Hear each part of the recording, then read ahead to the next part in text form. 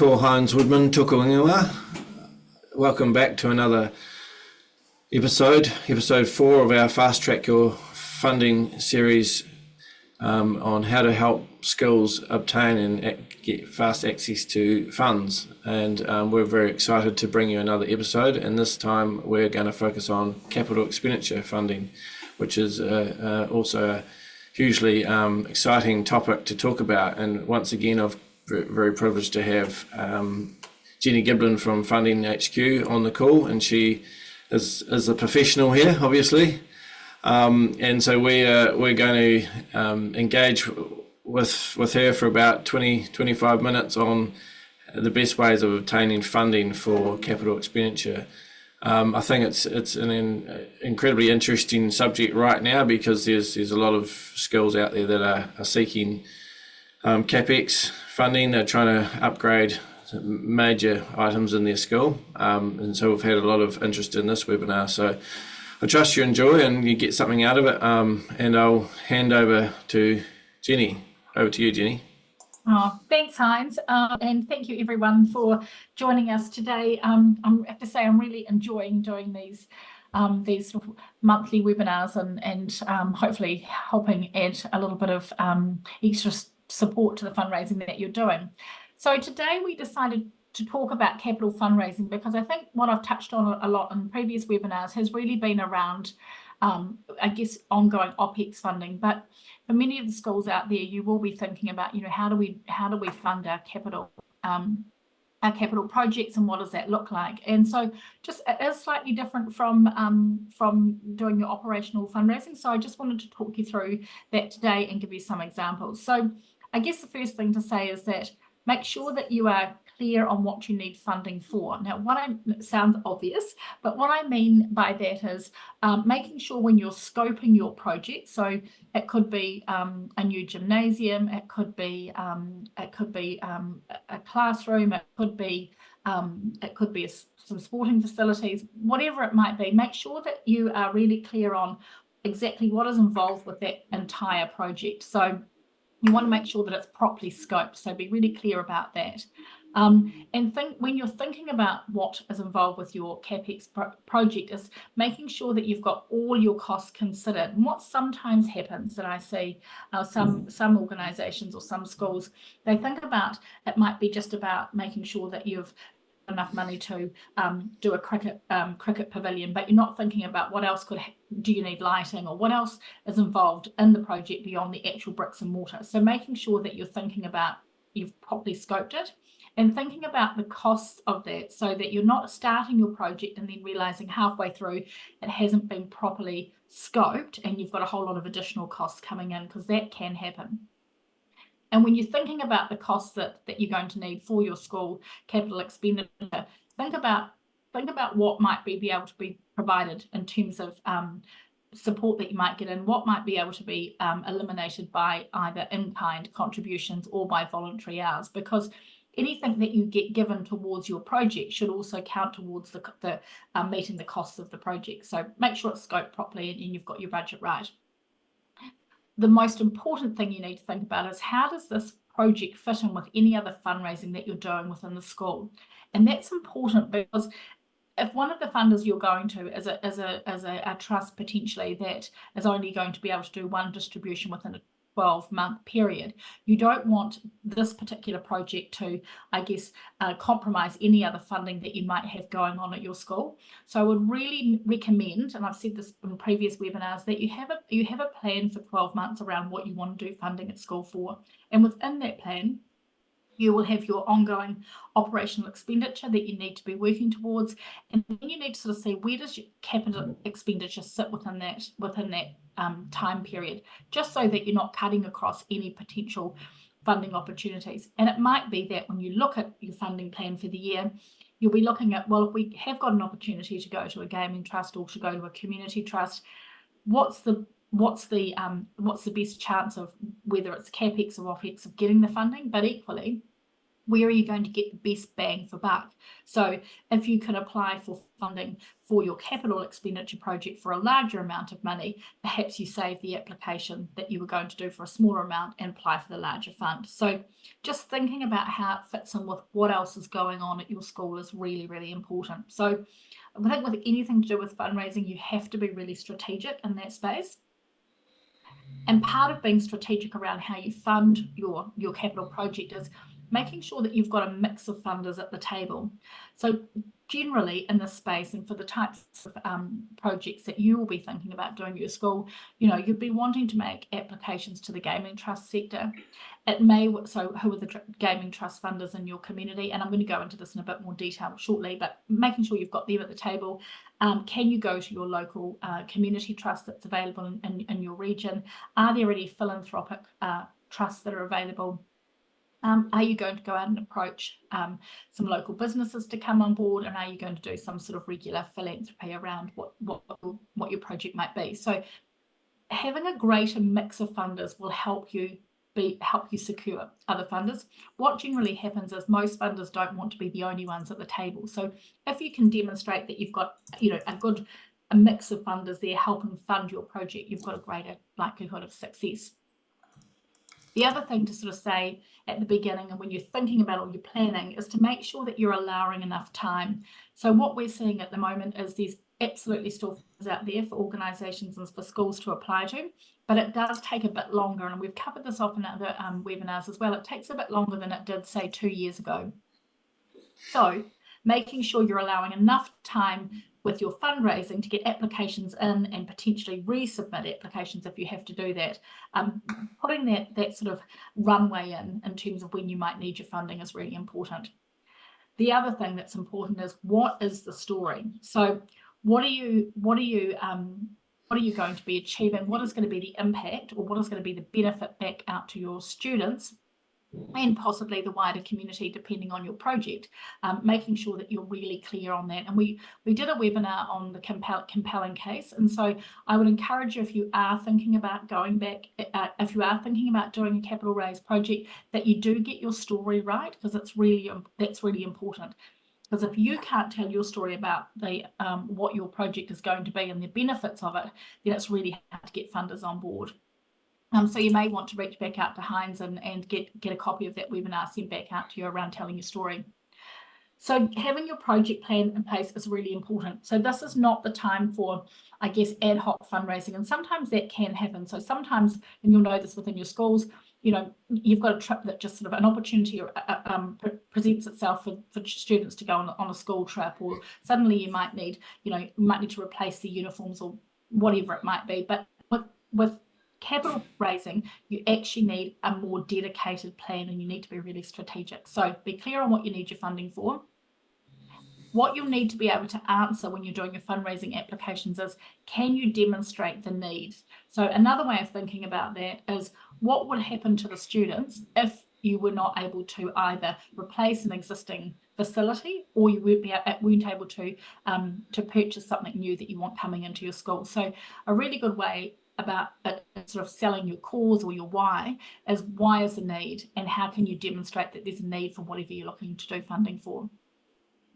The other important thing are, what are the benefits and outcomes and impact back to the students or back to the wider community? And the reason I say wider community is, with some schools that I've worked with, that they've provided facilities that have been, during the school time, the facilities have been used by the students and the school community, and that's been great. But there've been times when I've worked with schools that also have collaborated with other sporting organisations, for instance, who have the ability to use those facilities after hours. So sometimes it's not just about what's going on in your school. If you are collaborating with others, what is the impact by providing some of your facilities to other organisations in your community? That's a big one, yeah. Make sure, and I think if you are in a school that's in a situation where you can, we've just worked on this recently with another school where they have made their outdoor basketball courts available. Their courts available outside, and it's been available for a separate basketball code to come in and use that. The users facility out of school, that really appealed to a funder, because it made sure that, if the funder was going to be giving money to the school, which they did, actually what they said was it benefited the students during the day, but actually also there were a whole lot of students that aren't necessarily at that school but are within the community that could come and use the facility. So for them, it was almost, double bang for buck. And just on that, actually, the reason why that particular school was successful, and it's a small school in a rural area, so it's not a school that has a huge amount of students, but they were funded because this particular funder, which was a community trust, could see that by putting in place some basketball courts, it was going to get kids in this particular community off their devices and doing something that was being physically active off their devices for a certain period of time. Off the streets. Yeah, and busy and engaged and all the great things that sport does. And it was that story that enabled this community trust to fund the school. And That's fantastic. And it's made a significant amount of difference in that community.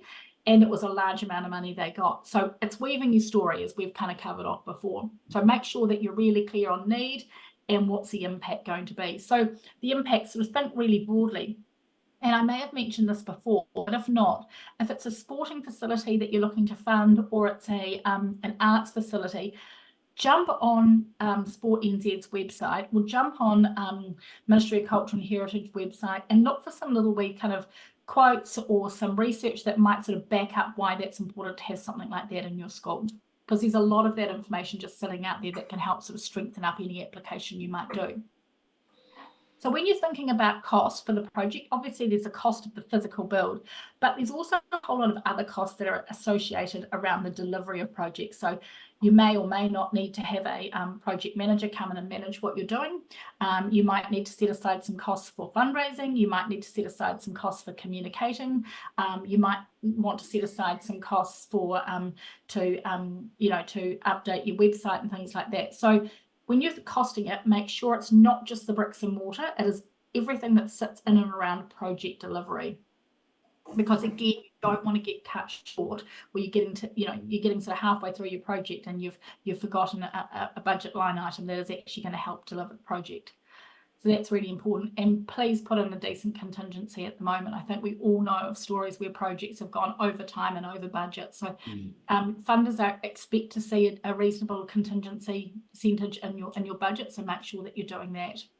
Project timeline is important. So make sure that you can say to a funder, hey, look, here's how this is the project timeline. We estimate it's going to take 18 months or 6 months or whatever it might be. And here's the project milestones that we're going to be keeping ourselves to. It's really important because that helps give confidence to any application that you're doing.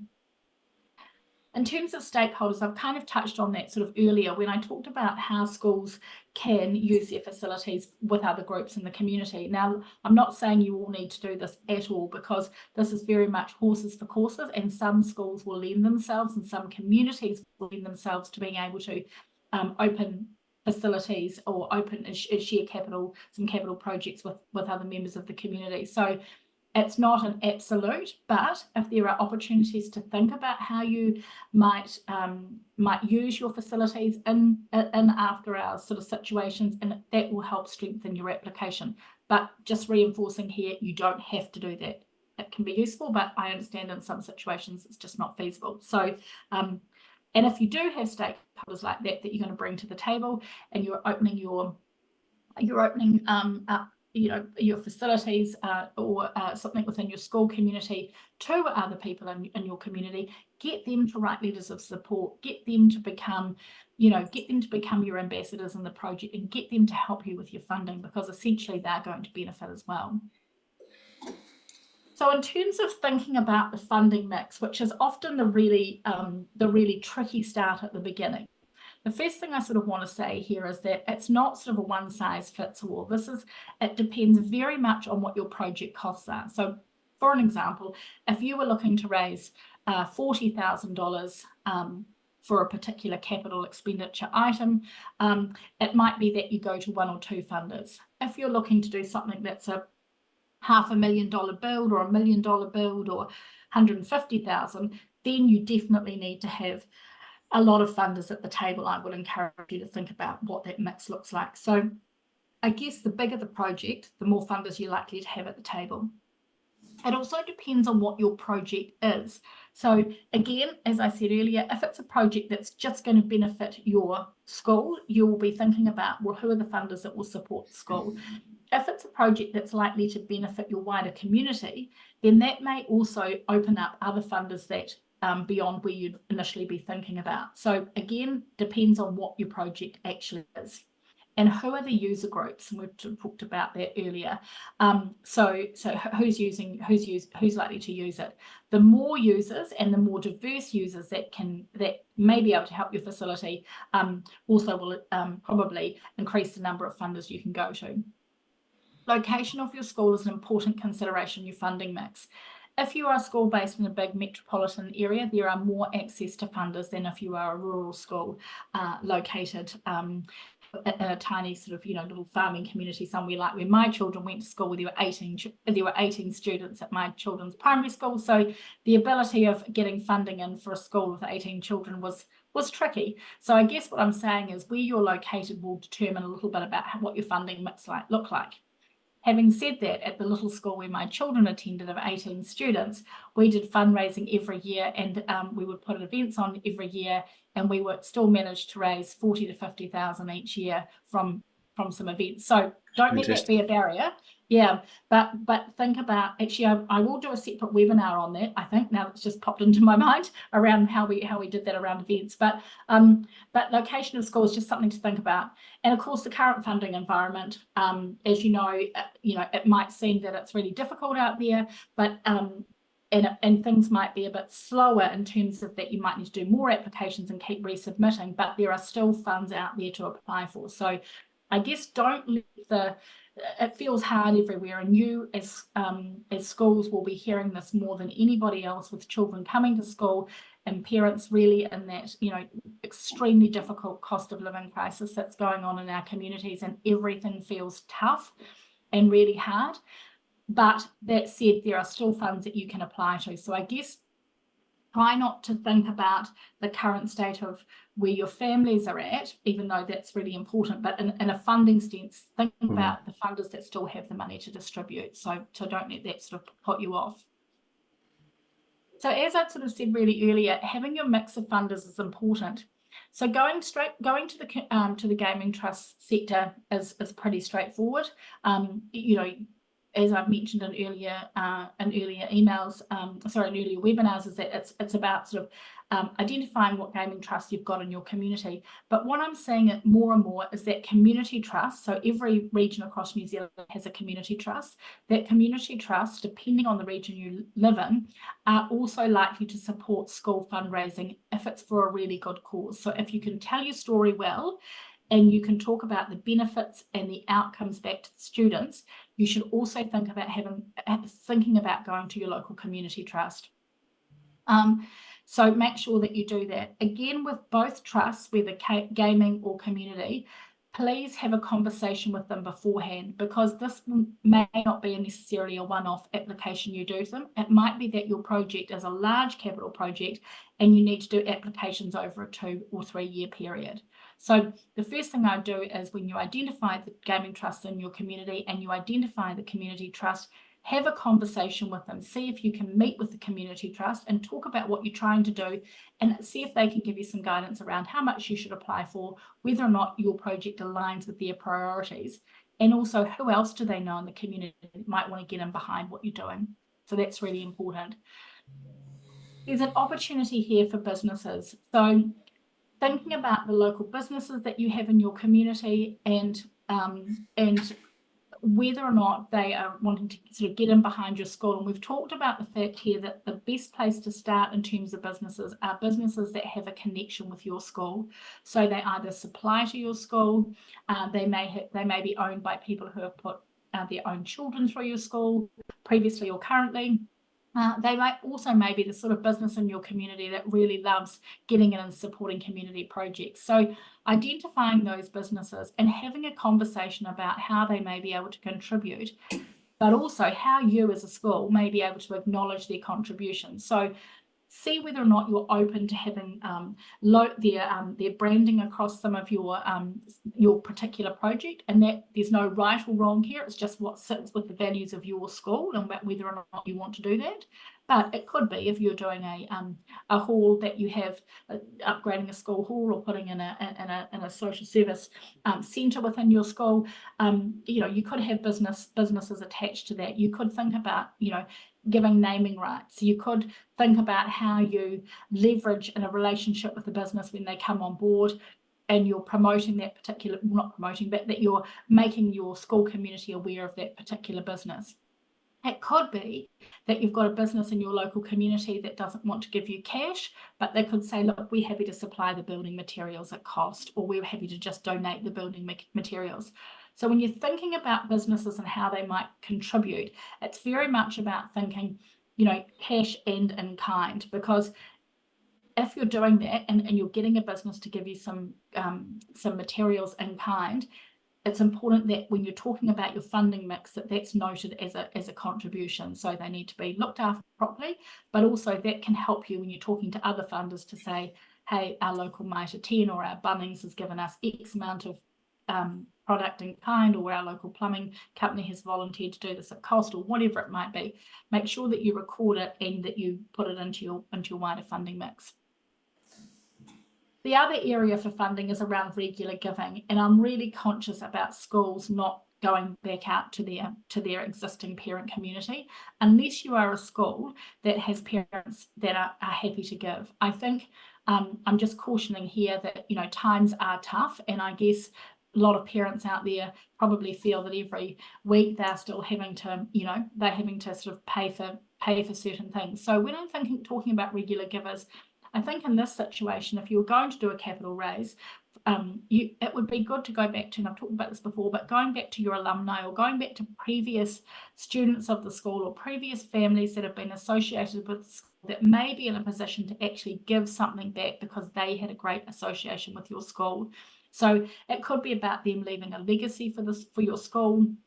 It could be about them saying, hey, we've had our children all went through the school. They've now, gone on and got on with their lives. We're in a situation where we've got some money. We're happy to give back to the school. So when you think about those sort of people that might do regular giving or philanthropy, I'm not saying you need to go out to your parent community. I think possibly, generally, for a lot of schools, parent community is probably quite tapped at the moment. But there'll be people that have been previously associated with your school that may want to come on board and give something back.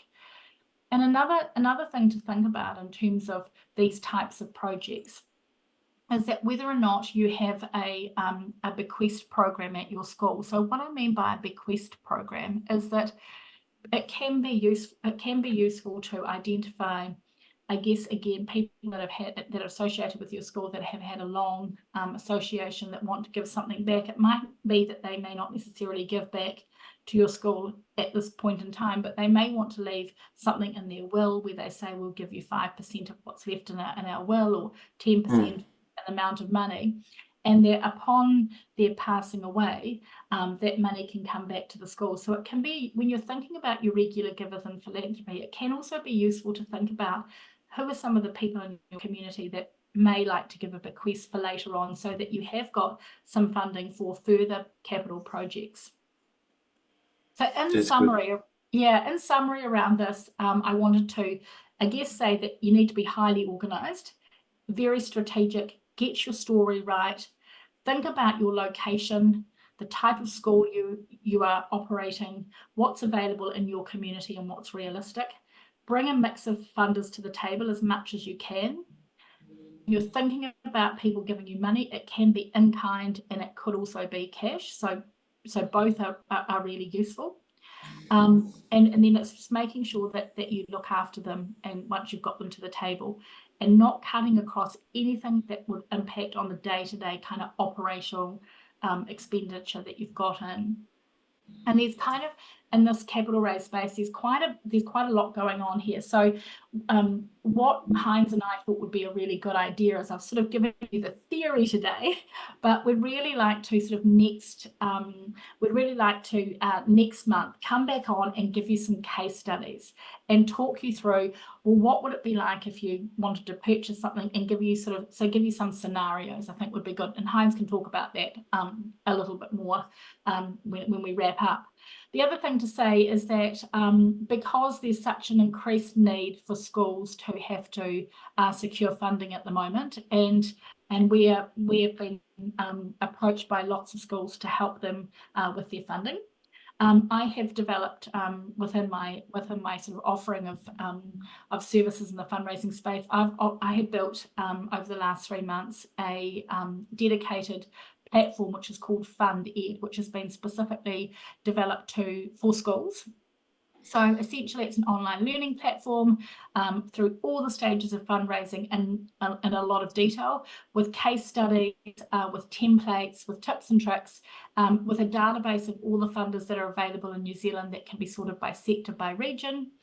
And we're launching that on the 29th of July. So if it's something that you're interested in hearing about, please sing out to either Heinz or I. Yeah, it's phenomenal. And I would encourage anyone that's thinking of, getting into this funding game, you might say, it's really useful to be in touch with someone that knows what they're doing, because I think the biggest feedback from schools and the community is that they don't have resource, you're time poor, but you don't know where to start. And if you want to know where to start or how to write your applications, and you want your templates, and you want your database full of all the funders, this funded initiative that Jenni set up is phenomenal, and I can't wait to see all the schools come on board really and start seeing the benefit of it, because what it will do, it will swell the market. The market suddenly, the school market will have some money, it will have some cash if you can stick it out and actually stay in it long enough to get your funding. You'll get access to cash, to funds that you wouldn't otherwise have, and that's got to be a huge benefit for our tamariki and for for the potential, because as we know, money's tight, and Ministry of Education they're not dishing out a lot of money, and that's the feedback we're getting. So I'm excited for Funded and for what Jenni's created there, and hopefully you can get on board. So we'll send you links to that in due course so that you've got a quick access to signing up.